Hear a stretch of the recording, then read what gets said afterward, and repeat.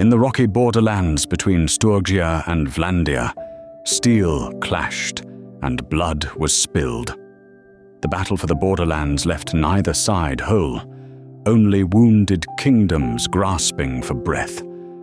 While the empires bled each other dry and Vlandia stretched itself thin, the Horselords of the south and east saw what others did not: opportunity. In the sands of the Nahasa and the steppes beyond the mountains, two storms brewed, one of fire and one of wind, and when they met, all of Calradia would feel the tremor.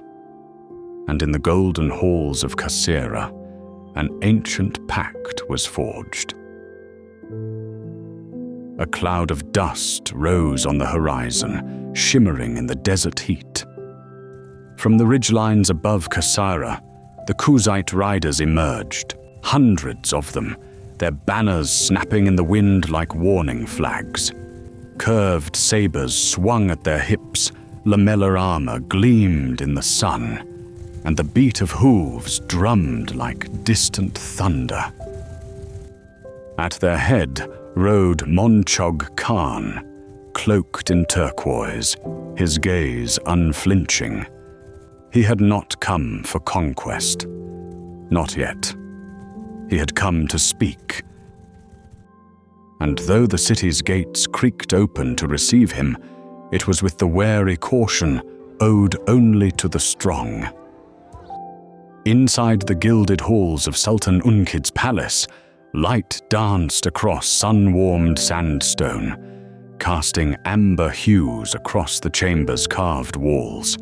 Intricate mosaics watched in silence as two powers faced each other, not with swords, but with stillness.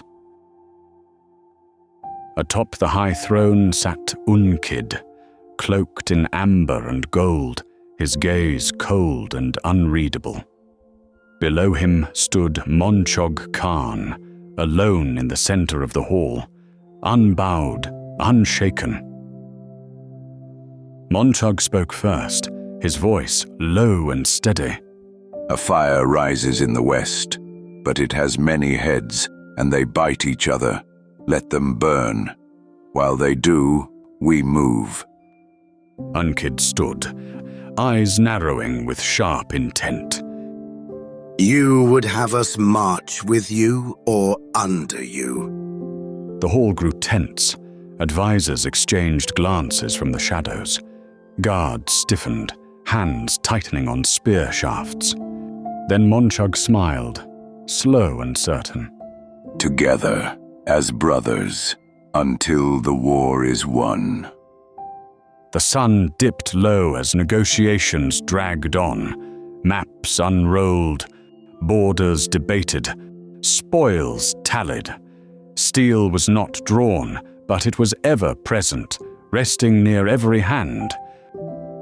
Outside, Aserai guards and Khuzait riders sized each other up, trading words, sharing water, measuring worth without drawing blades.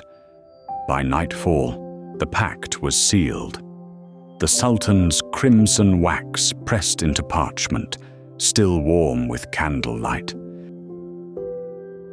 Two armies became one, not through conquest, but through purpose.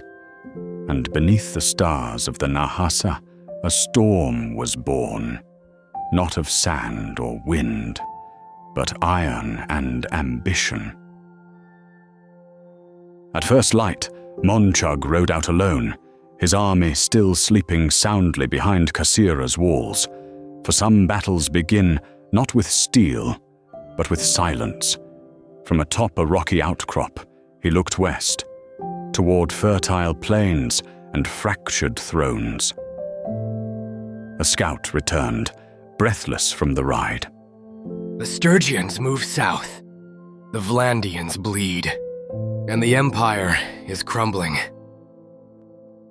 Back in Kasera, Unqid's orders rang through the palace.